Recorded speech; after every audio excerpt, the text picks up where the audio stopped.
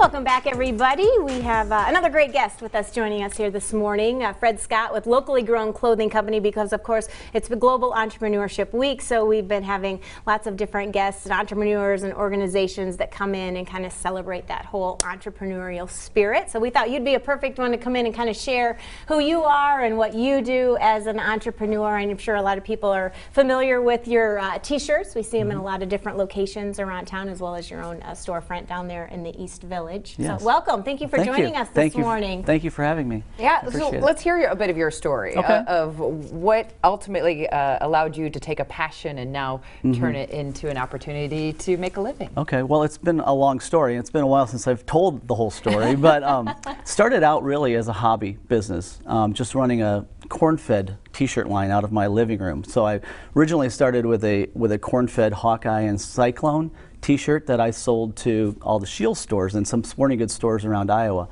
So I was an official licensee for Iowa and Iowa State, and I sold corn-fed Hawkeye and Cyclone t-shirts. And that was fun. I was doing it out of my home, making a little extra money.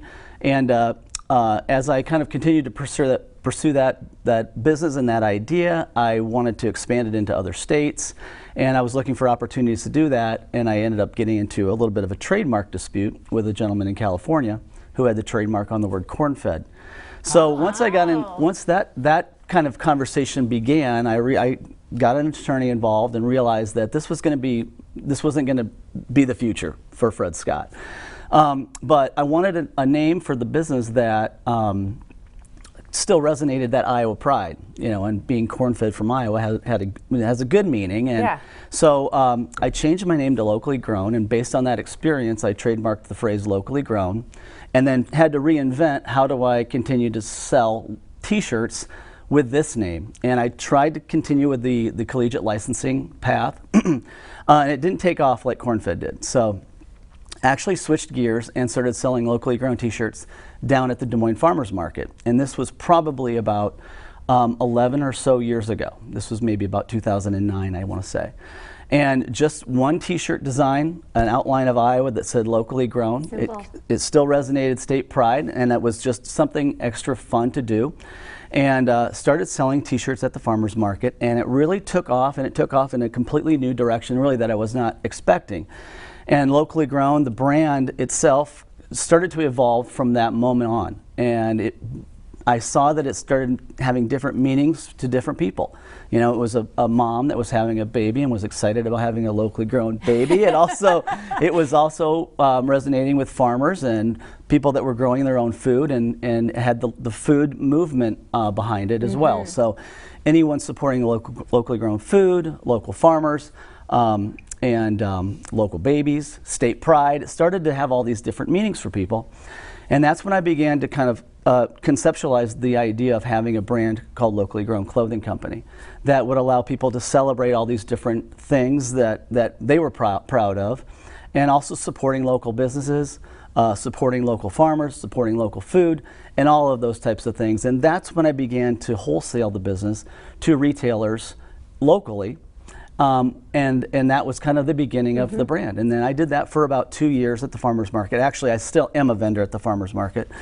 But that's in 2010, I launched a Locally Grown Clothing Company and took it really to a national level and began selling locally grown t-shirts in other states and to multiple types of retailers, from small mom and pop shops, gift shops, baby shops, to food co-ops, to department stores and specialty outdoor retailers.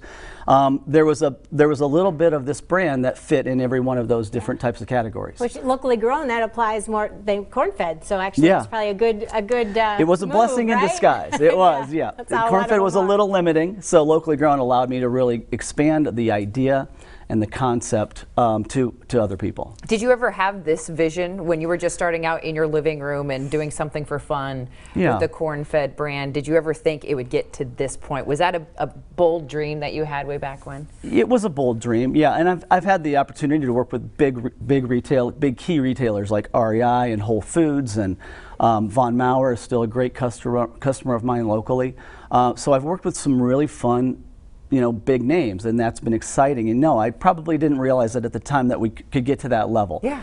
But it's the entrepreneurial process, and it's challenging, and there's ups and downs, and you lose some, you win some, and our niche really with this brand and the message behind it is that small to mid-size independently owned retailer. Really, I mean, it's great to be in the big name stores, but it's our niche is really that small to mid-size independently owned retailer. What is your advice? Because it's wonderful when you can have success stories like this and show that people are doing well, but obviously when you tell the whole story, there's some ups and downs there. Yeah. What got you through those downs so that you could be here today? Yeah, lots of local beer. I guess I drink local. Yeah, and we do sell a lot of drink local T-shirts.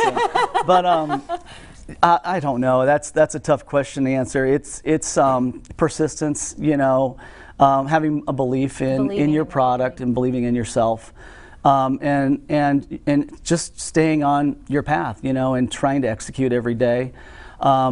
And when you get knocked down, you get back up again and you keep trying. I mean, that's really the only advice I can give to an entrepreneur that's experiencing ups and downs. But hearing your story, it sounds like you also had to be flexible in kind of changing what you thought the ultimate goal was for your brand. Yeah, I mean, I really wanted to develop it into a full lifestyle apparel company. Yeah. I mean, but that's hard to do. On a limited budget, I'm self-funding the company and trying to grow it at the same time. There's not that ability to really create as many new products as I'd like. So I stick with what I'm good at, and that's T-shirts, and that's the message of locally grown, and finding the right retailers that the brand works with, and that's probably my strength. And it's not developing out a clothing line necessarily, even though I've tried and failed a few times, but the T-shirts is where we really succeed, and I've tried to do the best that I can with the T-shirts, and I've gone out and actually started manufacturing my own T-shirts in California. So they're all made in the USA, and that's part of the locally grown story. We can't really make T-shirts in Des Moines, but we do print them here. But we're the locally grown. What we kind of pride ourselves on is being made in the USA, eco-friendly, and printed in Des Moines. And then that's a little bit of our local story here in our area. And that conscientious messaging. And you do have a storefront down in the East Village, so if people want to come in, and it's great for the holidays and so forth. Yep, the gift store is in the East Village, 350 East Locust Street. We are going to be kicking off the holiday season this weekend with the Holiday Promenade. Friday night and all day Saturday. So we'll be doing some specials in the store, and serving some drinks and local beer, of course, and having some snacks. And all the retailers down there stay open late and all day. So I mean, it's a festive time to come down to the East Village. It's a great event to really get to know some of the businesses maybe you didn't realize were down in a very unique part of town. Is there a lesson that you learned along the way that you would like to share? It's gone many. Yeah, I'm still learning my lessons. I like that. Because you're still going strong. Still going. I'm going into my 10th year of business, which is hard to believe. Yeah, I mean, like I said, it's a new lesson every day, and every year I feel like I'm sort of reinventing the brand and the company, and it's starting over. I have to keep it new and fresh for retailers. So, it's not just an online business. It's not just the retail store. I mean, the majority of my business is dependent on the success of other retailers. So I have to keep things fresh for them and be constantly introducing new ideas. So that's my lesson, really, is trying to keep it fresh. Just keeping that mind always going and new things. And I love how you said it all kind of depends on how you read something. Like I saw this and I'm like, oh, it's a little baby romper and locally grown. Yeah, makes sense. That has a whole other meaning than someone, and I'm always drawn to this. I think we're just very proud of who we are and where we come from. So when you see that state and saying, I'm from here, that means something as well that really resonates with people. So it kind of just depends on what you're looking at. It can reflect so many different meanings to different people. Absolutely. Just here, you can see, we do a lot of collegiate themed colors. People are, want to wear about their schools. Drink local again, of course. Just Iowa T-shirts, and then other messages that are related to farming, like farm local, thank a farmer, farm to fork, things like that to continue to support kind of the roots of the brand of locally grown. Yes, well, nicely Very done. nice. And thank you for coming in and sharing your story with Absolutely. us. And Thanks that for having me. entrepreneurial spirit and some advice for those out there.